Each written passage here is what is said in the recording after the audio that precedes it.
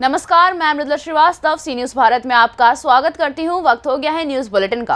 Bulletin में खबरों को शुरू करेंगे और जानेंगे कहां दिखा तेज रफ्तार का कहर, कहां जिंदा लोगों को दिखाया गया मृत और कहां विधायक पहुंचे जनता के बीच।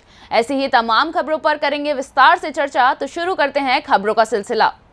जिला कांग्रेस कमेटी भदोई के अध्यक्ष द्वारा आगामी नगर निकाय चुनाव हेतु जिला कांग्रेस कमेटी कार्यालय पर आवेदन पत्र को जारी किया गया है। इस अवसर पर जिला अध्यक्ष डॉक्टर राजेंद्र कुमार दुबे राजन व प्रदेश सचिव वसीम अंसारी ने बताया कि आगामी नगर निकाय चुनाव पूरी मजबूती से लड़ा जाएगा। इस अवसर पर उन्होंने नगर निकाय चुनाव के संचालन के लिए 30 सदस्यीय नगर निकाय चुनाव जिला संचालन समिति की घोषणा की है। आज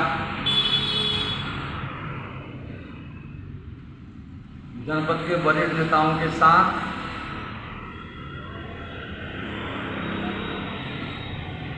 निकाय चुनाव के लिए आवेदन पत्र को जारी कर दिया गया है। जो भी नगर पालिका, नगर पंचायत और सभासद के प्रत्याशी हैं वह भदोही कार्यालय से, ज्ञानपुर कार्यालय से आवेदन प्राप्त करके अविलंब जमा करें। कांग्रेस पार्टी पूरे जनपद में पंचायत चुनाव को, नगर निकाय चुनाव को मजबूती के साथ लड़ेगी। भदोही से सीनू संवाददाता नितेश उपाध्याय की रिपोर्ट। लातेहार जिला के बरियातू थाना क्षेत्र अंतर्गत बरियातू के बालूभांग हेरन होपा में एक अज्ञात 4 पहिया वाहन ने ग्रामीण को टक्कर मारकर घायल कर दिया, जिसके बाद आसपास के ग्रामीणों ने घायल दशरथ यादव को बालूमाथ सामुदायिक स्वास्थ्य केंद्र लाए, जहां पर चिकित्सक सुरेश राम के द्वारा प्राथमिक उपचार किया गया। वहीं स्थिति को गंभीर देखते हुए बेहतर उपचार के लिए चिकित्सक के द्वारा दशरथ यादव को रिम्स रेफर कर दिया है। झारखंड से सीनू संवाददाता मोहम्मद अरबाज की रिपोर्ट। बड़ी खबर मोहम्मदी के नगर से आ रही है, जहां परिवार के 5 सदस्यों को नगरपालिका पारिवारिक सीजरे में दिखाया गया। मृतक और दबंगों ने जमीन हड़पने के लिए कर डाली बड़ी साजिश। परिवार के लोगों ने लगाई जिंदा होने की गुहार। 5 सालों से न्याय के लिए भटक रहा था परिवार, नहीं मिल रहा था किसी प्रकार का न्याय। आखिर में खुल गई साजिश रचने वालों की पोल। पारिवारिक सदस्य महेंद्र सहित 5 भाई दर्शाए गए मृतक। चेयरमैन संदीप मल्होत्रा ने अपना पल्ला झाड़ते हुए बोला कि मेरे फर्जी हस्ताक्षर किए गए हैं। वहीं एक तरफ उपजिला अधिकारी बोले कि जांच के लिए टीम गठित कर दी गई है, बहुत जल्द न्याय होगा। महेंद्र सनाप नत्थु निवासी बाजारपुर एक प्रकरण अभी संज्ञान में आया है। विभिन्न समाचार पत्रों के माध्यम से यह तथ्य प्रकाश में आया है कि महेंद्र, जो कि 5 भाई हैं, इनको नगरपालिका द्वारा एक प्रमाण पत्र जारी किया गया है, पारिवारिक सजा प्रमाण पत्र जारी है, जिसमें उनको मृत्यु दिखाया गया है कि ये मृतक हैं।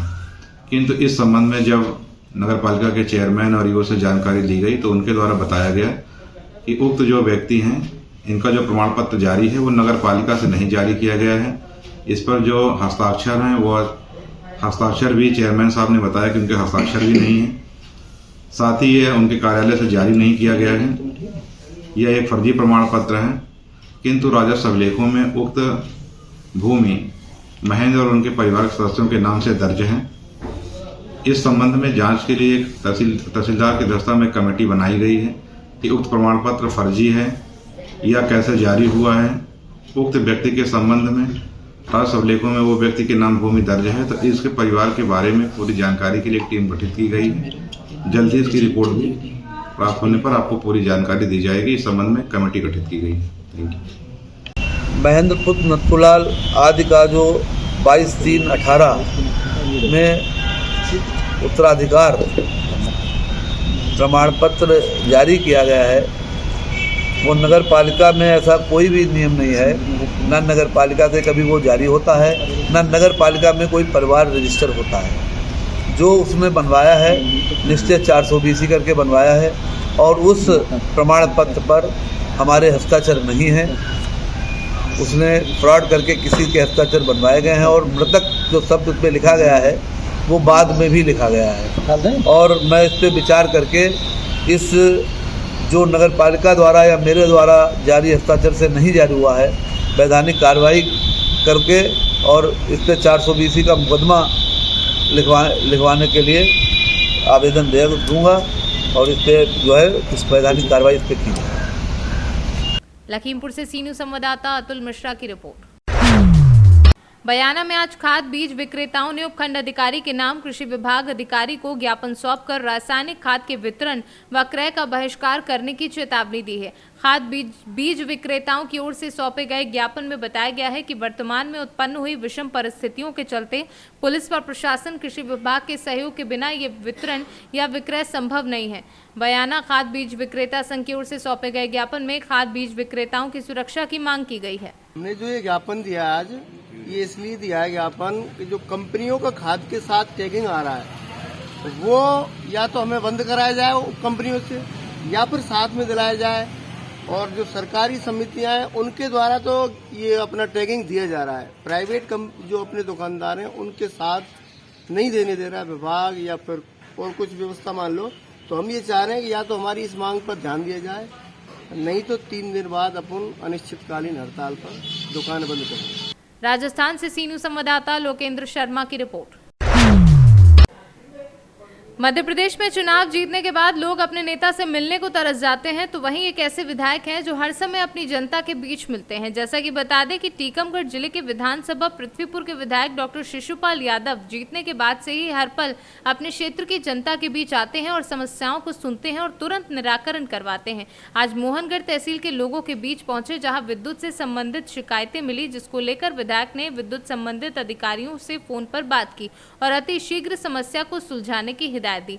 जब हमारे संवाददाता ने बात की तो उनका कहना है कि हमने हमेशा से ही किसानों की लड़ाई लड़ी है और आगे भी लड़ते रहेंगे। उनका किस प्रकार से निराकरण किया?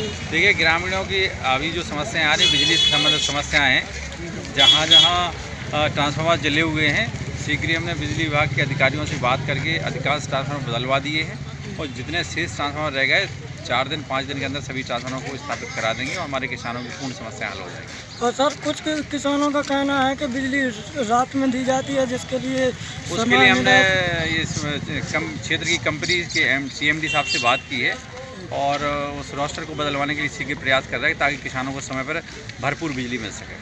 कुछ किसानों का कहना है कि हमारी मोटरें ज़्यादातर बिजली वाले विद्युत विभाग से परेशानी की जा रही है, जिससे नहीं, ऐसा नहीं है। जिनके बिल जमा है उनकी मोटर को कोई नहीं छू रहा है। अगर कहीं बिल शेष होगा तो ज़रूर बिजली विभाग वाले कार्रवाई करते हैं और ये तो हमारा हमेशा निर्देश रहता है विद्युत विभाग के कर्मचारियों अधिकारियों को अनावश्यक किसानों को परेशान नहीं किया जाए। हम तो हमेशा किसानों की लड़ाई लड़ी है और आज भी लड़ रहे हैं। किसान ही के सम्मान में हम हमेशा खड़े हुए हैं, तो किसानों को कोई परेशान नहीं कर सकता है।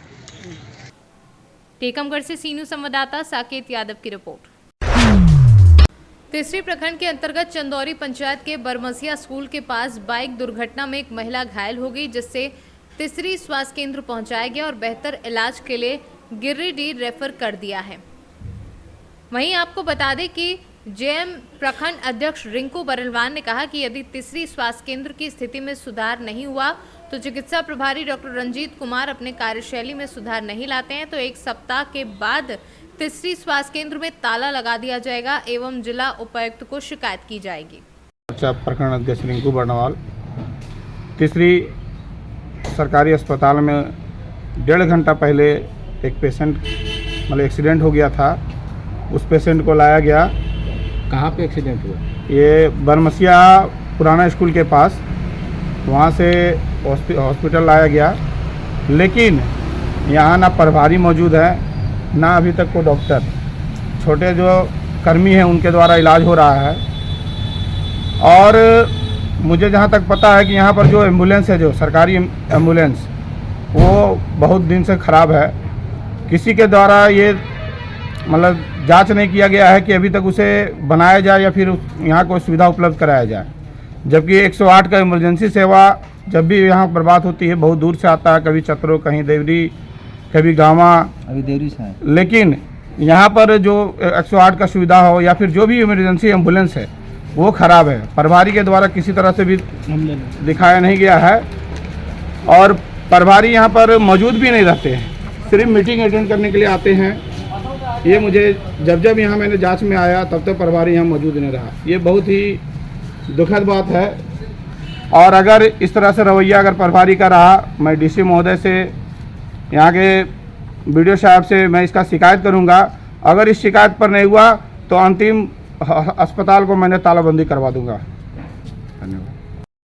लेडीज मोटरसाइकिल से गिर के खुद से गिरी सर में चोट आ गया।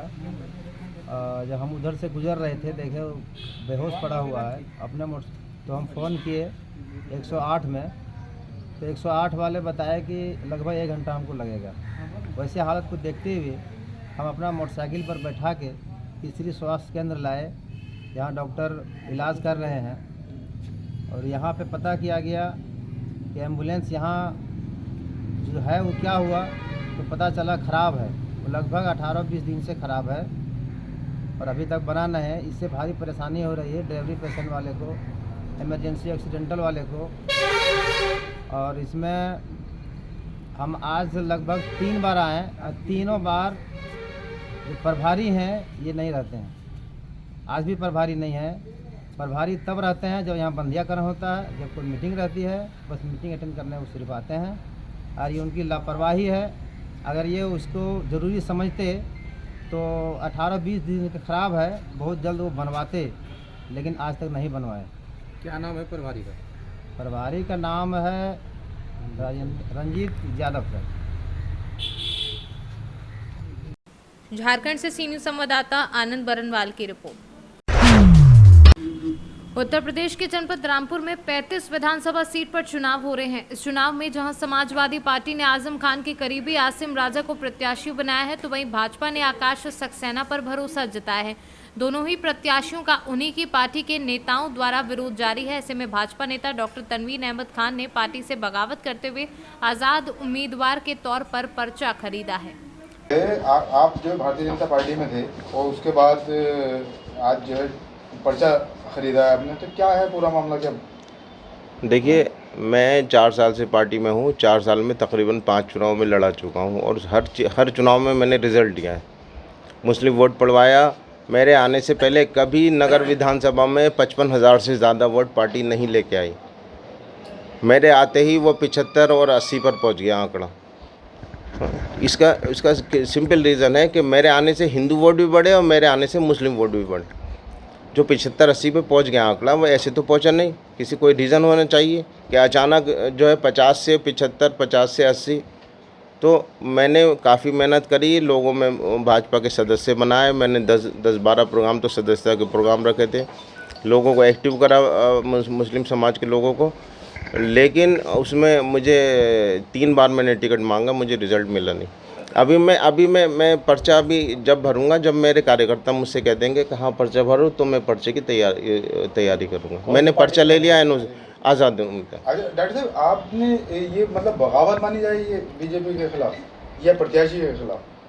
इस तरीके से चुनाव मैदान में कर रहे हैं, नाम आपका भी चल रहा था। देखिए, मैं इसमें तो आपको कमेंट नहीं करूँगा कि प्रत्याशी के खिलाफ या भाजपा के खिलाफ बगावत। लेकिन मैं क्योंकि पॉलिटिकल आदमी था और मैं तकरीबन 17 से मैं निष्क्रिय हूँ एक तरह से, तो मुझे भी अपनी ज़मीन तलाश करना है इसी रामपुर से। और ये वजह। क्या मुद्दे रहेंगे आपके जो चुनाव मैदान में? भाई देखो, सियासी तौर पे रामपुर इस वक्त अनाथ है। जो जीतता है वो जेल चले जाता है। भाई तंजीम फातिमा जीती, जेल चली गई। आज़म खान भी बने, जेल चले गए। उनके लड़के जीते, वो जेल चले गए।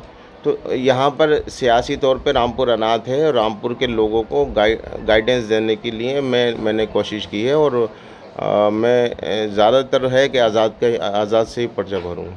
अच्छा, भारतीय जनता पार्टी की तरफ से आप आ रहे हैं विरोध में, और उसी तरीके से समाजवादी पार्टी की तरफ से मशकूर अहमद मुन्ना जो पूर्व चेयरमैन है वो भी विरोध कहीं ना कहीं कर रहे हैं। तो क्या ये क्या माना जा सकता है? देखिए, मशकूर मुन्ना पूर्व चेयरमैन जो हैं वो टिकट मांग रहे थे पार्टी का, उनको नहीं मिला। 2 बार उनके साथ नाइंसाफ़ी हुई और यहाँ पर मेरे साथ नाइंसाफ़ी हुई कि मैंने 3 बार टिकट मांगा, मुझे टिकट नहीं मिला। पार्टी छोड़ लेंगे? बीजेपी छोड़ेंगे? हाँ, जब आज़ाद लड़ूंगा बीजेपी से इस्तीफ़ा देना पड़ेगा। तो दिया है अभी आपने? ना, अभी नहीं। पहले मैं 10 बजे लोग कार्यकर्ताओं की मीटिंग बुला के फिर फैसला लूँ। मगर वो साधने का प्रोसेस रामपुर में नहीं दिख रहा है। रामपुर में कुछ प्रैक्टिकल साध रही है, कुछ प्रैक्टिकल लेन देन का खेल होता है ना ये। तो आप किसी को नेता बना के खड़ा करो, किसी को जो है अपनी सफ़ों में लेके आओ, अपने साथ लेके आओ, तो ये चीज़ें सामने दिख नहीं रही हैं, ज़मीन पर नहीं है। अगर ज़बानी ये चीज़ है तो ज़बानी तो है, बहुत कुछ है, लेकिन बीजेपी मुस्लिमों को टिकट देने से परहेज क्यों कर रही है? अभी तक तो उन्होंने कहा था, पिछले चुनाव पे भी कहा था, प्रदेश अध्यक्ष जी ने कहा था कि हम लोग टिकट देंगे, बट टिकट नहीं मिला। रामपुर से सी न्यूज़ संवाददाता साजिद खान की रिपोर्ट। फिलहाल के लिए इस न्यूज बुलेटिन में बस इतना ही। देश और दुनिया की तमाम खबरों को जानने के लिए देखते रहिए सी न्यूज भारत। हर खबर आपके साथ, आपके हाथ।